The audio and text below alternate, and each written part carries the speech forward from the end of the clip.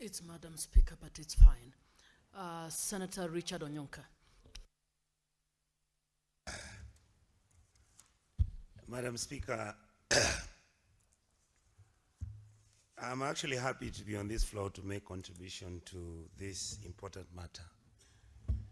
The reason is that I think amongst the very many issues that I've brought forth, either publicly at the media or even in this house, is actually about this matter of payments which, even currently, are supposed to be remitted to either employees who worked for our government, who worked for government parastatals, who worked for private companies in our republic. Somehow, the trend that you look and observe is that there seems to be a consistency on how this money, which was meant to be deductions for as retirement benefits for our people, whether the money was going to be given as gratuity for our people, whether money was actually supposed to be paid through the county governments so that the workers who have worked in these institutions can receive their legitimate dues. Madam Speaker, I've also been looking at why we treat our people so casually. I have always wondered that, and in fact, Madam Speaker, I really want to thank my brother, Honorable Mungatana, and Senator Olekina for their very impassioned plea on this matter. Because we seem to very casually treat these monies that are owned by employees, whether they're, as I've said earlier, whether they're working for the national government. I don't have the evidence whether there were any who have worked for this National Assembly or rather Parliament, but I know Parliament has been behaving reasonably well recently. But previously, these were issues where we had some of our colleagues coming to this National Assembly for more than 6 or 7 years, chasing after their retirement benefits. And Madam Speaker, the point I want to make is that even if you look at this money that we are talking about, which is supposed to be the deductions for our people, you can extrapolate it, and my colleagues, look at the other compensatory issues that have been raised in this house. Number one, the ex-bomb blast people. We allow these people to go to court. They go there, and of course, given one, the statute under which these bomb blasts took place here was not going to be accommodative, because at that time we didn't even have the platform on how we could argue and make these people compensated. Even some of them have done this through the Kenya Human Rights Commission. But our institutions, and I call these institutions the National Assembly, or rather Parliament, has been unable to come up with what my brother, Honorable Mungatana, is talking about. Can we agree that there are certain compensations that cannot be done within the law? Why? Because some of these things have gone beyond their statute of limitations. Some of them should be based on human right basis, and some of them should just be based on common sense. If somebody was the sole income earner who was selling items outside the bomb blast, and the bomb blew up our people because somebody was trying to attack Kenya for being friendly to the United States of America, and then 50 or 30% of the individuals who were blown in that bomb are compensated, and those ones who lost, who have the post-bomb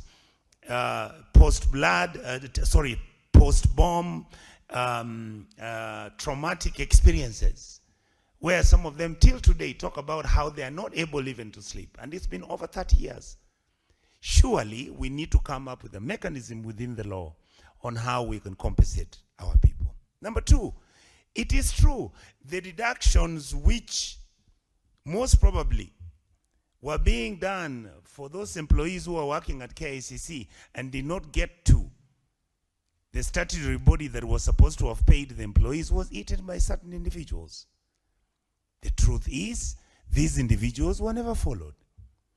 The truth is the law was never used so that either we could recover this money or even make sense on what to do with the people who are not receiving their money. And of course, my colleagues have ably and wonderfully stated here, like Honorable Mungatana has again graciously raised the issue. Look at the way how some of our governors behave. They are unable to pay gratuity to people who've worked for them and they've moved. They are completely leave alone the political mismanagement of the workers in their county governments because they believe that some of these individuals were not loyal enough to them. Some of these people who even left some county governments some 3, 4, 5 years ago, Madam Speaker, have never received their pension, their payments. And why then as a house don't we come up with resolutions on how, one, those individuals who have faced injustice, let them get compensation through a government mechanism which this house can sit and actually draft. Number two, if there are county governments that have been unable to release funds, which most of them are not releasing those funds, I believe that we can actually pass a moratorium in this house or a memorandum of actually asking the controller of budget to make sure that the payments which are supposed to go to these employees become the first charge. Finally, I had my colleague raise a question. How did we get such irresponsible people that are not able to look at Kenyans in terms of their capacity, in terms of their exposure, in terms of their human rights, in terms of their legality, where we actually refuse people to get their money after working for 25, 30, 40 years in an institution, and many of these institutions were actually bankrupted. Then an excuse is given. It's the same thing. I think we saw Jomo Kenyatta Referral Hospital having the same issue, where people who used to work under the auspices of the World Bank are not receiving payments so that they can be released to go and do other things. And there are many other institutions like that. So what we are saying, Madam Speaker, is this.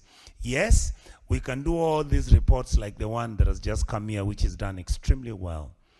But our recommendations are always weak.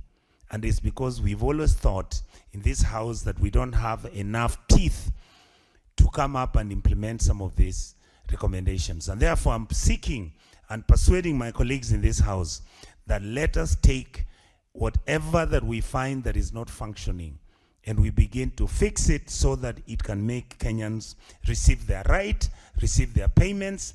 If it is their ex gratia payments, whether it is their family payments, whatever payments they make, we make sure that some of these things are done according to the statutory period so that our people can begin to say that government and even the corporate sector, even all the economy of Kenya is an economy that is friendly to its workforce, because once you work and finish and you finish your years well and you take care of the responsibility you had, then naturally you should receive your compensation as your retirement benefit and your historical benefits.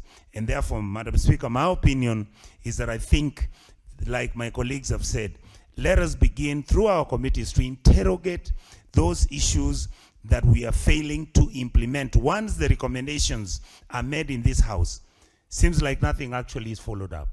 Even when we get some of the audit reports that have recently come up, where you find individuals, are being informed, Madam Speaker, that as far as Kenya is, our country is okay, it doesn't have any challenges.